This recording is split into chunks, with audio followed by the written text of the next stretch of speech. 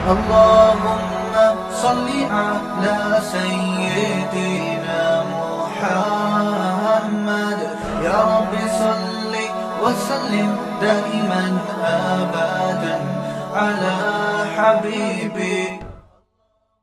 حدیث میں آتا ہے مسلمان وہ ہے جس کی زبان اور ہاتھ کے شر سے دوسرے مسلمان محفوظ رہیں. تو اس کا مطلب یہ نہیں ہے کہ لوگوں کو تھپڑ مت مارو جا کے. ایسا تو کوئی بھی نہ اس زمانے میں کرتا تھا نہ اب کرتا ہے. لوگ کہتے ہیں نہ میں کسی کو مکہ مارتا ہوں، نہ میں بلا وجہ کسی کو گالی دیتا ہوں، نہ میں تھپڑ مارتا ہوں. تو میرے زبان اور ہاتھ کے شر سے دوسرے مسلمان کیا ہیں؟ محفوظ ہیں. او بھائی یہ تو پہلے بھی محفوظ تھے، ہر دور میں محفوظ رہے ہیں. کون بھی بلا وجہ کسی کو جا کے مارتا ہے؟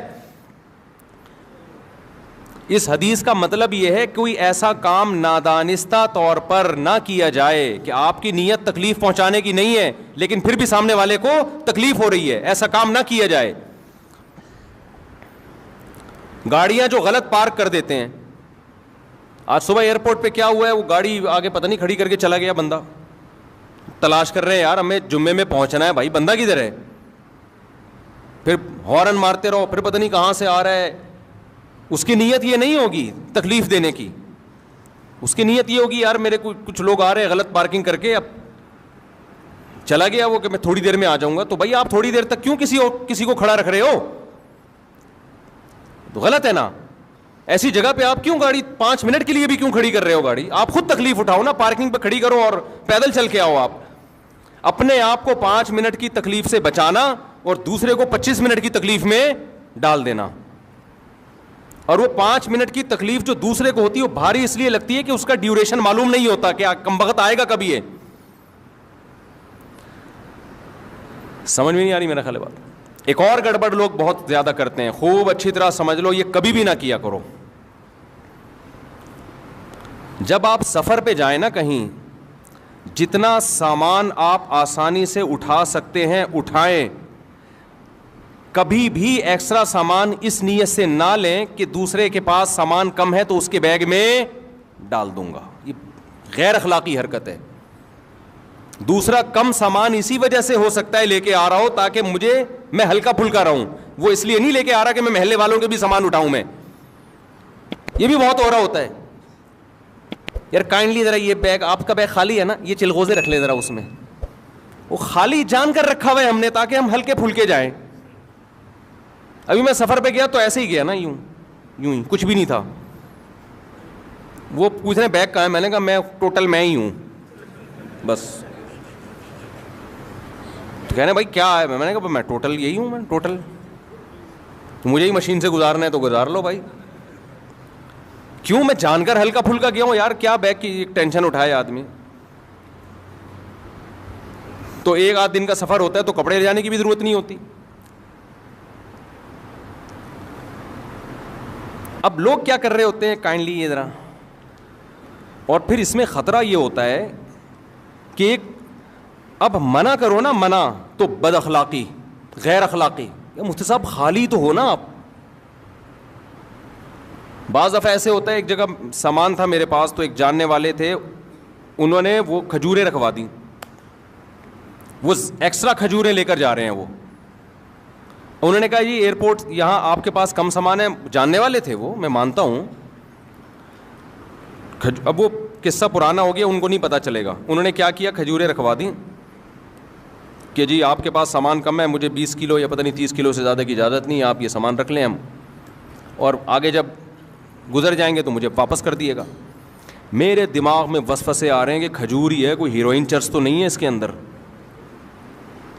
اس قدر ذہنی کوفت مجھے شروع ہوئی ہے نا. شروع میں تو میں نے رکھ لی، مجھے ناگوار تو گزرا، بھئی کیوں آپ ایسی چیز لے کر آ رہے ہو کہ جو خالی ملے گا اس کو پہنا دو گے. اب تعلق بھی ہے، منع کیسے کریں یار، یہاں سے وہاں تک ہی تو لے کے جانا ہے نا. منع کریں گے یار مفتی صاحب ممبر پہ بیان تو بڑے اخلاق اور انسانیت کی خدمت، اور یہاں یہ حرکت کر رہے ہیں آپ. تو مجھے یہ چرس ہیروئن کی طرف تو دماغ نہیں گیا، لیکن میرا ذہن اس طرف چلا گیا کہ میں نے کہا رکھ لیتے ہیں. مجھے غصہ تو آیا لیکن میں نے رکھ لی. لیکن پھر میرے دماغ میں وسوسے آنا، چرس ہیروئن نہیں، کوئی بھی غیر قانونی چیز ہو سکتی ہے. سعودی عرب سے چرس لانا تو آسان نہیں ہے، لے جانا ہی ناممکن ہے، تو لانا کہاں سے ہوگا. لیکن کچھ بھی ہو سکتا ہے. 1% بھی چانس ہو تو ٹینشن دینے کے لیے بولو کافی ہے یہ. خیر وہ پار ہوا, پھر انہوں نے مجھ سے معذرت بھی کی, میں معذرت چاہتا ہوں. میں نے کہا آپ نے معذرت تو کر لی ہے لیکن یہ حرکت ٹھیک نہیں ہے, بالکل غلط حرکت ہے. یہ معذرت کیا, سوری کرنے سے تھپڑ مارو پھر بولو سوری.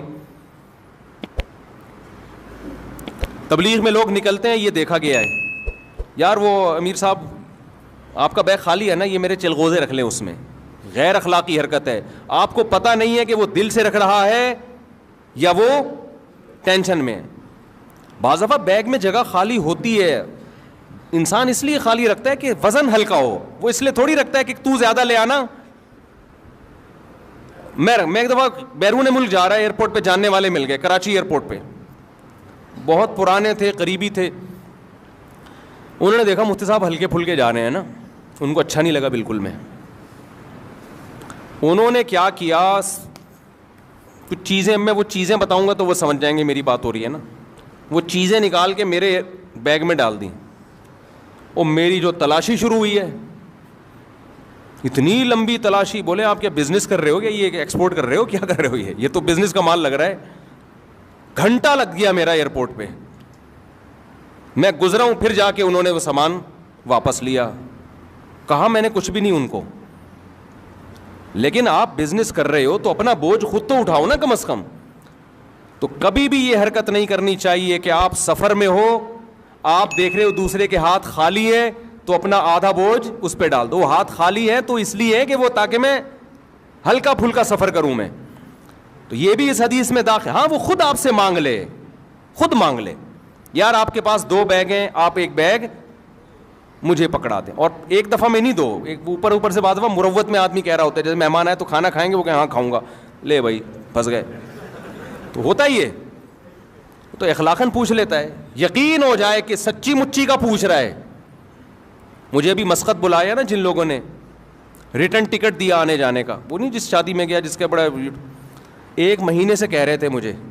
اب چونکہ میں اپنے خرچے پہ نہیں جا رہا تھا, ان کے خرچے پہ, پہلی دفعہ میں نے ہاں نہیں کیا ہے.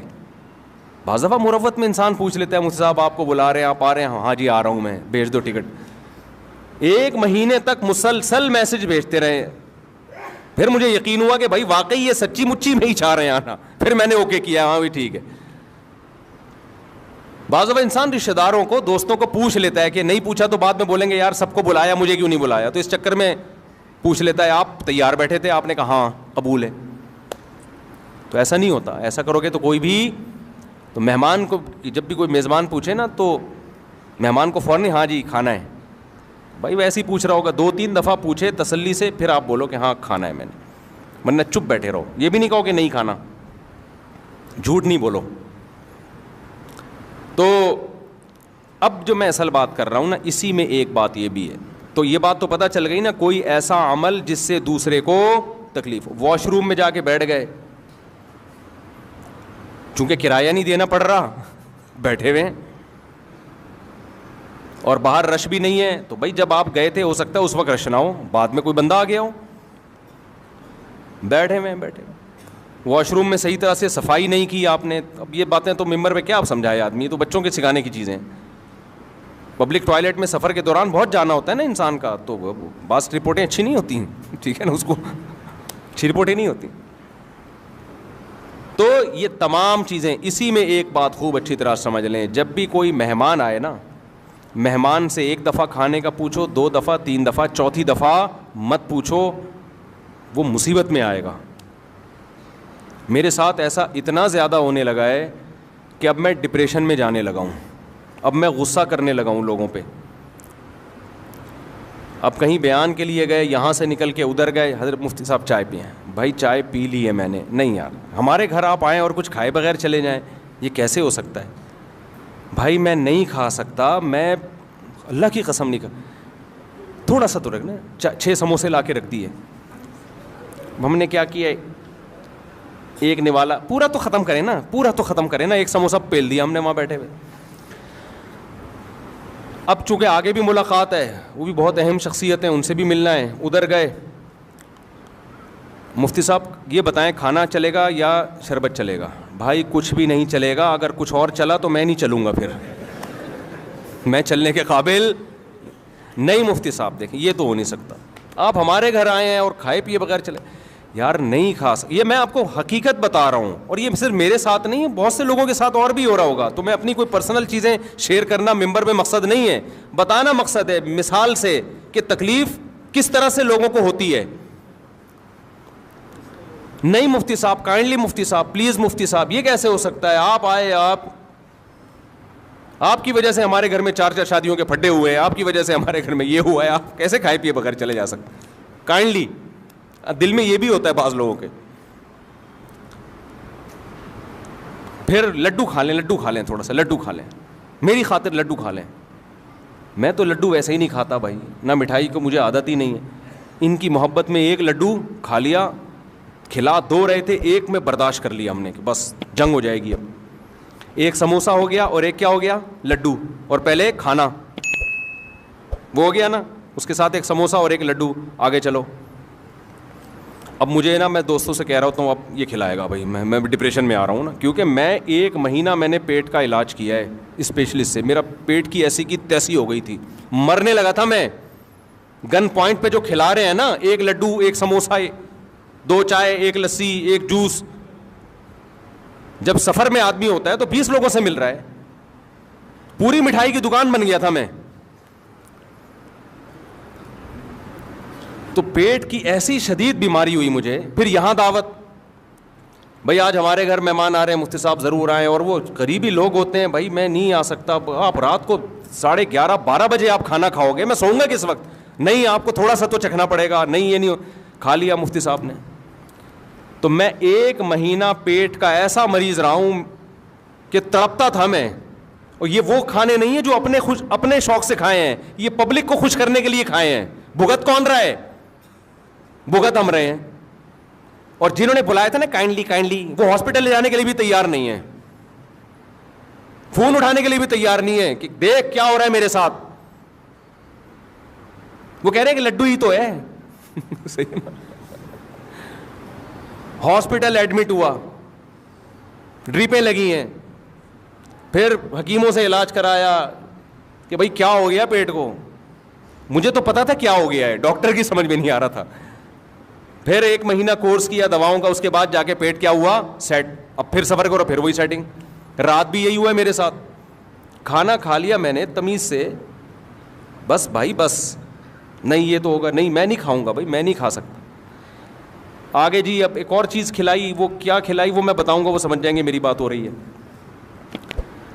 میں نے کہا, پھر میں نے ایک حربہ استعمال کیا. میں نے کہا یار کبھی بھی جاؤ نا کسی سے ملنے, بولو پیک کرا دو, پیک کر دو. اور پیک کرتے ہی کسی کو پکڑا دیا, بھائی تو کھا لے, یہ میں وہ کھاؤں گا جو میں چاہوں گا. تو تمہارا باپ تو میرا باپ نہیں ہے جو تو مجھے کھلائے گا.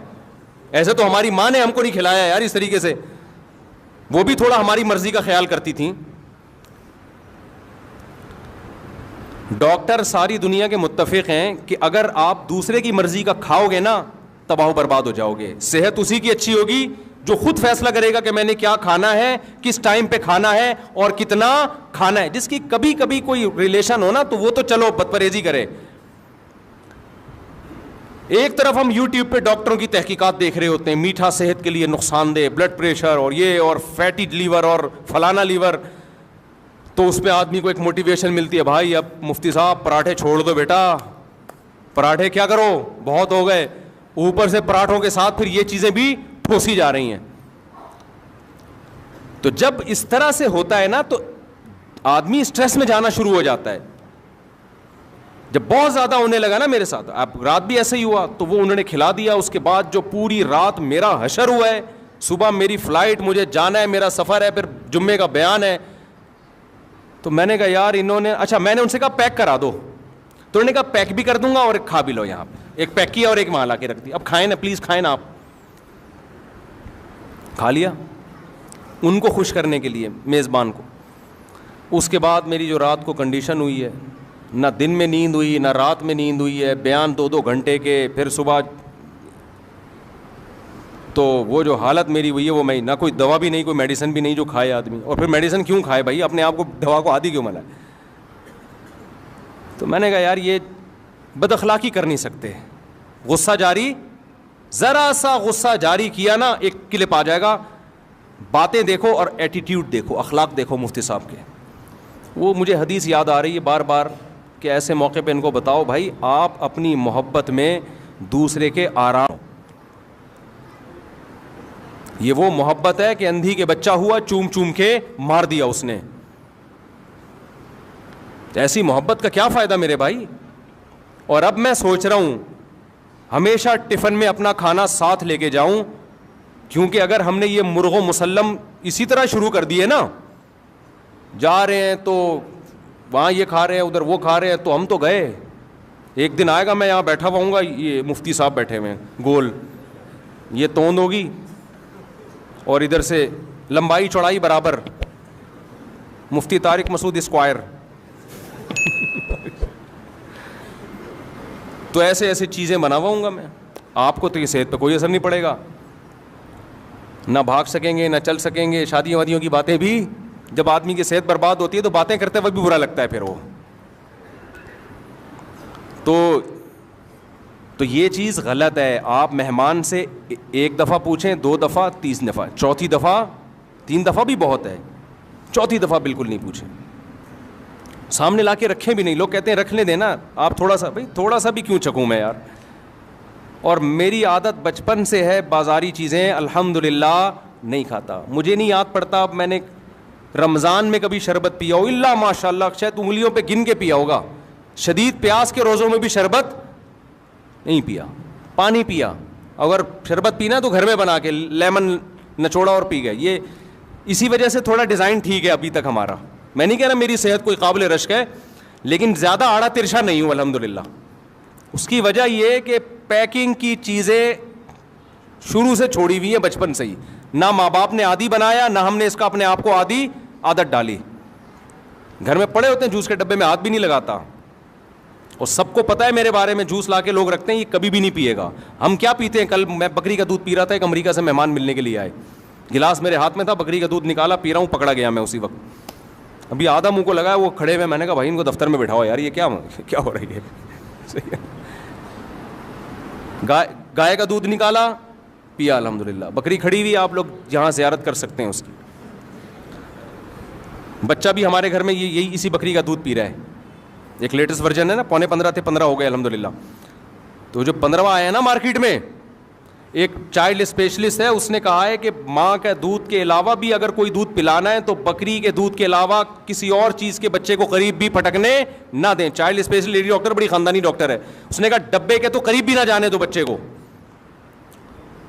سمجھتے نہیں ہو میرا خیال ہے, بچے کے لیے بہترین ہے بکری کا دودھ. تو اپنے گھر میں بچے ہو نا, صحت کے لیے بکری پال لو. جب بچہ پال سکتے ہو تو بکری تو اس سے آسان ہے نا. تو میں تو کھاتا ہی نہیں بھائی. وہ اب زبردستی جوس بھی پلا رہے ہو, گلے کی ایسی کی تیسی, پیٹ کی ایسی کی تیسی, تو یہ بھی اس میں داخل ہے. المسلم من سلم المسلمون من لسانہ و یدہ. آپ اپنی محبت میں دوسرے کا بیڑا غرق بولو مت کرو. سمجھتے ہو کہ نہیں سمجھتے؟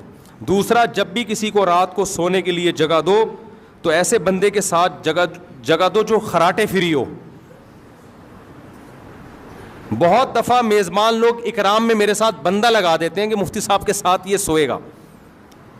وہی سو رہا ہوتا ہے, مفتی صاحب نہیں سو رہے ہوتے. حقیقت اس قسم کے عجیب عجیب سے خراٹے آ رہے ہوتے ہیں. کئی دفعہ ایسے ہوئے سفر میں. تو میں لوگوں سے کہتا ہوں یار مجھے اکیلا کمرہ دو, میں نہیں سو سکتا کسی, پتہ نہیں کیا خراٹے آئیں. تو آپ اس کا خیال کیا کریں. بس بات کو سمیٹتا ہوں میں.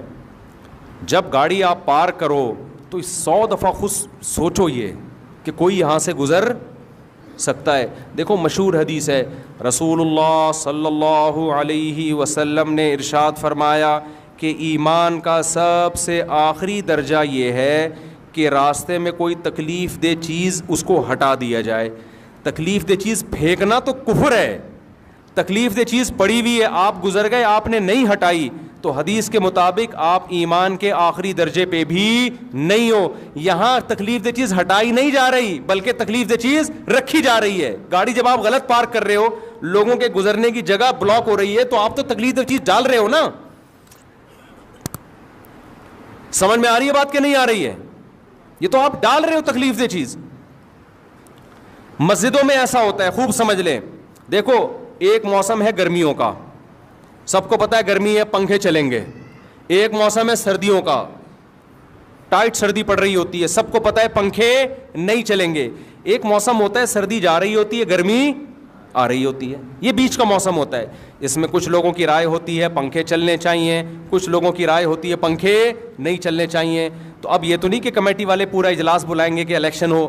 اس کا طریقہ یہ ہے کہ نماز میں نیت باندھنے سے پہلے اگر چل رہے تھے تو چلتے رہنے دیں, بند نہ کرے.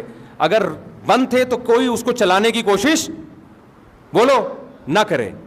بعض دفعہ کوئی مریض ہوتا ہے, وہ یہ دیکھ کے پنکھے کے نیچے کھڑا ہو جاتا ہے, پنکھا بند ہے جی مجھے سردی لگ رہی ہے, میں پیچھے سے کسی کو کچھ ہوا, وہی ہوا جو ہمارے ہاں ہوتا ہے, اس نے آ کے ٹھک کر کے پنکھا چلا دیا کہ اتنی گرمی ہے پنکھے کیوں نہیں چل رہے ہیں آپ. یہ سارے بیوقوف ہیں جو نیت باندھ کے کھڑے ہوئے ہیں, ان کو نہیں پتا تھا پنکھا چلانا چاہیے. تجھے زیادہ گرمی لگ رہی ہے یا تو زیادہ ان کا خیر خواہ ہے. کئی بار ایسے ہوا. ایک امام صاحب کا میں نے خود دیکھا واقعہ, ان کی طبیعت خراب تھی, موسم یہی تھا نا فروری مارچ کا, جب سردی گرمی کے بیچ کا موسم ہوتا ہے. امام صاحب کھڑے ہوئے, ہمارے مسجد کے امام تھے, ہم پیچھے مقتدی بن کے نماز پڑھ رہے تھے ان کے پیچھے. فجر کی نماز تھی, کسی نے پنکھا چلا دیا, امام صاحب والا بھی. اب وہ بیچارے نا نماز میں کانپ رہے ہیں, اور نماز کے بعد جو انہوں نے سنائی ہے میں ترجمہ نہیں کروں گا, میں اس کا ترجمہ نہیں کر سکتا جو انہوں نے. تو انہوں نے کیا کیا, انہوں نے کہا یہ سارے جو ہے نا بورڈ ان پہ لاک لگا دیا انہوں نے, حالانکہ یہ بھی زیادہ ہو گیا نا, چابیاں سے کھولو پھر بٹن آن کرو, اتنا غصہ آیا ہوں.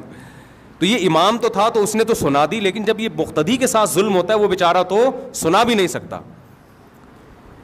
تو یہ تمام چیزیں بھائی آپ خود تھوڑی سی تکلیف اٹھا لو, دوسرے کی راحت کا خیال کرو. پنکھے اگر نماز سے پہلے نہیں چل رہے تو اب نماز میں نہیں چلیں گے, جتنے چلانے تھے چلا دیے. اور اگر نماز سے پہلے چل رہے ہیں تو کوئی پنکھا بند کرنے کی کوشش نہ کرو. آپ کو سردی لگ رہی ہے, آپ کونے میں کھڑے ہو جاؤ, آپ بہت پیچھے کھڑے ہو جاؤ جا کے.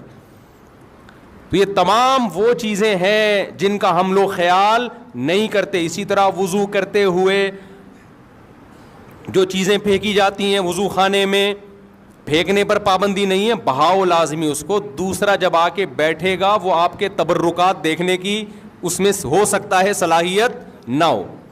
بہت سے تبرکات ایسے ہوتے ہیں, کچھ لوگ عادی ہوتے ہیں, بہت سے لوگوں کو گھن آتی ہے, وہ نہیں دیکھ سکتے ایک دوسرے کے تبرکات.